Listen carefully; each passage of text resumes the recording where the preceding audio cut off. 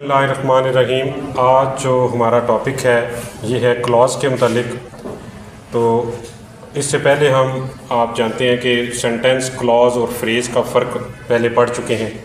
थोड़ा सा मैं आपको रिवाइज़ कर देता हूँ कि सेंटेंस क्या चीज़ है। Group of words that has complete meaning and sense and that must have a subject and verb, यानी लफ्ज़ों का वो ग्रुप जिसमें कंप्लीट मीनिंग और सेंस है और जिसमें एक सब्जेक्ट और एक वर्ब होता है। इसी तरह क्लॉज़ भी ग्रुप ऑफ वर्ड्स है।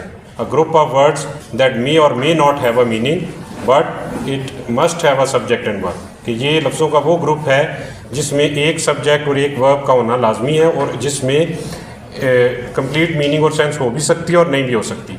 इसी तरह फ्रेज़ जो है वो है group of words that works as a unit function in a sentence, के लफ्ज़ों का वो ग्रुप जो सेंटेंस के अंदर, जुमले के अंदर एक यूनिट फंक्शन अदा करता है।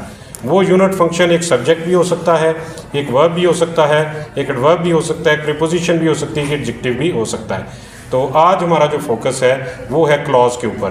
तो क्लॉज़ की पहले हम डेफिनेशन को पढ़ते हैं कि क्लॉज़ क्या है। A group of words that may or may not have a meaning and it must have a subject and a verb, के लफ्ज़ों का वो ग्रुप जिसमें कोई मीनिंग हो भी सकता है और नहीं भी हो सकता, लेकिन इसमें एक सब्जेक्ट और एक वर्ब का होना ज़रूरी है। जैसा कि एक एग्जांपल है, when I entered he was reading a book.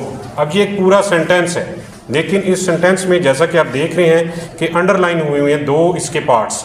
एक व्हेन आई एंटर्ड, फिर कॉमा है और उसके आगे है he was reading a book. अगर हम जो इसका ये पार्ट है he was reading a book, इसको हम देखते हैं जुमले से अलग करके, पूरे जुमले से अलग करके देखते हैं, तो ये अपने आप में एक सेंटेंस भी है।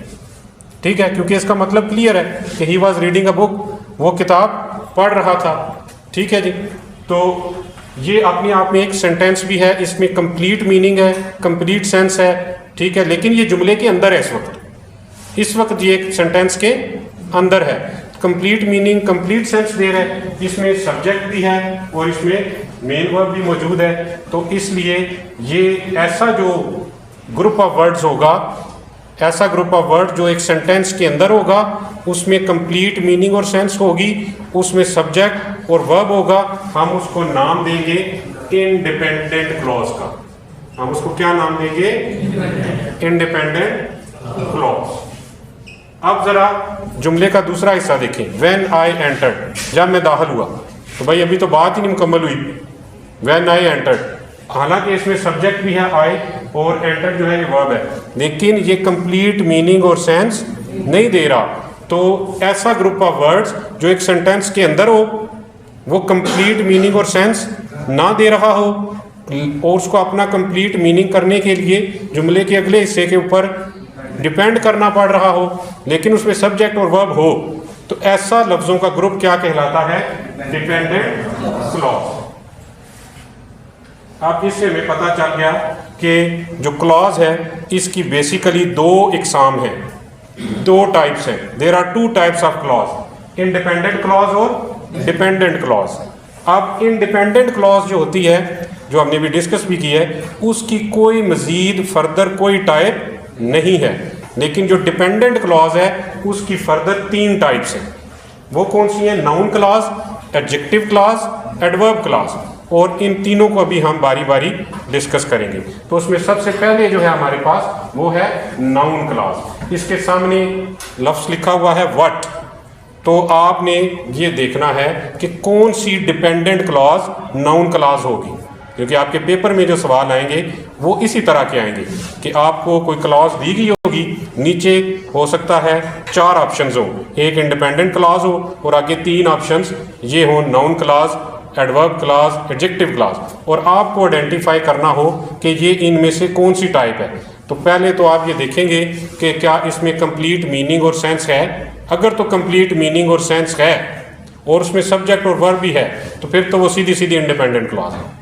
लेकिन अगर वो कंप्लीट मीनिंग और सेंस नहीं दे रही, ठीक है, अंडरलाइन कोई ऐसी क्लॉज हुई है जुमले के अंदर जो कंप्लीट मीनिंग और सेंस नहीं दे रही, जैसा कि इस जुमले में मैं ये अंडरलाइन कर देता हूँ, तो आपने बताना है कि ये कौन सी क्लॉज है।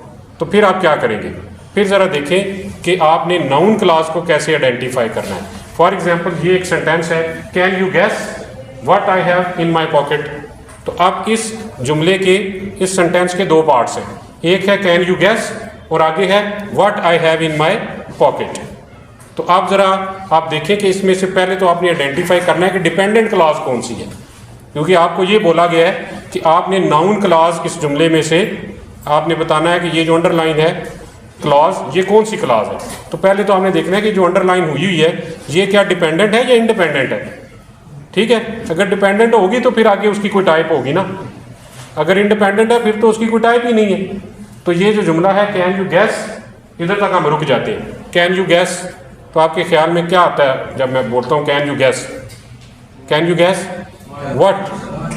फौरन यही जो जहन में आता है ना कि can you gas what I have in my pocket. अब ये कैन यू गैस है जो, ये हमें पता चल गया कि इसमें बात कंप्लीट नहीं है, मीनिंग कंप्लीट नहीं है, तो ये डिपेंडेंट क्लॉज है। पहले तो ये चीज़ क्लियर होगी कि ये कौन सी क्लॉज है, डिपेंडेंट है, ये इंडिपेंडेंट नहीं है। अब ये नाउन क्लॉज कैसी है? तो जब भी आप कोई डिपेंडेंट क्लॉज बोलेंगे, आपने पढ़ेंगे और अब जहन में सोचेंगे कैन यू गैस, फौरन आता है ना व्हाट, तो आपने उसको क्या नाम दे देना है, नाउन क्लॉज। कि जिस क्लॉज को, जिस डिपेंडेंट क्लॉज को जुमले के अंदर पढ़ते हुए फौरन से आपके जहन में क्लिक करे व्हाट, तो वो क्या होगी, नाउन क्लॉज। जैसा कि सेकंड सेंटेंस देखें, I can do whatever I want to do. तो आप जरा ये बताएं कि इस जुमले में नाउन क्लॉज कौन सी है? दो क्लॉजेज हैं इसमें, I can do whatever I want to do, I can do. ठीक है, वो कैसे आपको पता चला है? आपने सेंटेंस बोला है, ये ग्रुप ऑफ वर्ड्स बोला आई कैन डू, फौरन जहन में आया क्या, व्हाट, तो ये क्या होगी, नाउन क्लॉज होगी। डिपेंडेंट तो है ही, क्या होगी, नाउन क्लॉज होगी। नेक्स्ट जरा देखें, एवरीवन कैन इजीली अंडरस्टैंड। आप ये पढ़ते हैं everyone can easily understand that you don't have the answer, ये एक कंप्लीट सेंटेंस है। तो इसमें जो पहला पार्ट आप इसको पढ़ते हैं, everyone can easily understand what, फौरन आपके जहन में आता है ना, अभी जुमला आपने मुकम्मल नहीं पढ़ा, आपने यही पढ़ी everyone can easily understand what. तो व्हाट जो भी जुमले में वो ग्रुप ऑफ वर्ड्स जो डिपेंडेंट क्लॉज हो, पहली शर्त पूरी कर दी उसने, और फिर वो व्हाट का आंसर दे रहा हो, वो कौन सी क्लॉज कहलाएगी, नाउन क्लॉज। जैसा कि हमने एग्जांपल्स से साबित किए कि ऐसी डिपेंडेंट क्लॉज, ऐसा ग्रुप ऑफ वर्ड्स जो क्या हो, डिपेंडेंट क्लॉज हो, पहली शर्त। सेकंड कंडीशन कि वो सेंटेंस में व्हाट का जवाब दे रही हो, या उसको पढ़ते साथ व्हाट का जवाब ना दे रही, सॉरी, उसको पढ़ते साथ आपके जहन में क्या है, व्हाट, तो फिर आप उसको क्या नाम देंगे, नाउन क्लॉज का। दूसरी जो हमारी क्लॉज है वो है एडजेक्टिव क्लॉज, इसको रिलेटिव क्लॉज भी कहते हैं। तो ये इसकी जरा डेफिनेशन है, देख लें कि are dependent clause which functions as an adjective in a sentence, कि वो डिपेंडेंट क्लॉज जो जुमले के अंदर क्या काम करे, एडजेक्टिव का काम करे, वो एडजेक्टिव क्लॉज कहलाती है। अब एडजेक्टिव का क्या काम है, adjective is a part of speech which modifies a noun or pronoun in a sentence. It is a noun or pronoun which modifies a. It is a part of speech which modifies a noun or pronoun in a sentence. ये adjective का काम है। तो यहाँ पे हमने देखना है कि कौन सा डिपेंडेंट क्लॉज एडजेक्टिव का काम कर रहा है। ठीक है, जैसा कि जरा देखें, पहला सेंटेंस है the students who focused on their studies sincerely passed the exam. अब इस जुमले में तीन क्लॉजेज हैं, द स्टूडेंट्स एक, ये ग्रुप ऑफ वर्ड्स है, who focused on their studies sincerely दो, पास्ड द एग्जाम्स तीन। आप जरा देखें कि इस जुमले में नाउन कौन सा है, स्टूडेंट्स। आप स्टूडेंट नाउन है, इसके बारे में कौन सा ग्रुप ऑफ वर्ड्स में बता रहा है, कौन से students, who focused on their studies sincerely, कि वो स्टूडेंट जो अपनी स्टडीज पे सिंसियरली फोकस करते हैं वो एग्जाम में पास हो जाते हैं। द स्टूडेंट्स, ये अब ये जो ग्रुप ऑफ वर्ड्स है, अब ये अगर इसको हम अलग से देखें, who focused on their studies sincerely, तो अब इसका कंप्लीट मीनिंग और सेंस नहीं है। इसका मतलब है कि ये डिपेंडेंट क्लॉज है, लेकिन ये जुमले में काम कौन सा कर रही है? एडजेक्टिव का। तो ऐसी डिपेंडेंट क्लॉज जो जुमले के अंदर एडजेक्टिव का काम करे वो कहलाती है एडजेक्टिव क्लॉज। अच्छा जी, अब जो आखिरी इसकी टाइप है हमारी वो है एडवर्ब क्लॉज। तो एडवर्ब क्लॉज की डेफिनेशन है कि a clause which gives more information about a verb, कि वो क्लॉज जो वो डिपेंडेंट क्लॉज, वो डिपेंडेंट क्लॉज, आप इधर हम लिख देते हैं कि वो डिपेंडेंट क्लॉज जो सेंटेंस के अंदर एडवर्ब का काम करती है वो एडवर्ब क्लॉज कहलाती है। For example, I do this work, कि मैंने ये काम किया है। तो हाउ कैसे किया है, वाई कब किया है, व्हेन कहाँ किया है, और वेयर व्हेन कब किया और वेयर कहाँ किया है। ठीक है, अब जरा सेंटेंसेस में हम देखते हैं कि I completed my work because I wanted to impress my boss. मैंने अपना काम मुकम्मल किया क्योंकि मैं अपने बॉस को मुतासर करना चाहता था। तो अब जरा देखें कि इसमें कौन सी जो क्लॉज है वो एडवर्ब क्लॉज है। ये जो because I wanted to impress my boss है, इसको हम अलग से देखें तो इसका कोई मतलब नहीं है, मतलब क्लियर नहीं है। ठीक है, इसका मतलब ये डिपेंडेंट है। अब ये जुमले में काम क्या कर रही है? ये जवाब दे रही है किस सवाल का? I completed my work.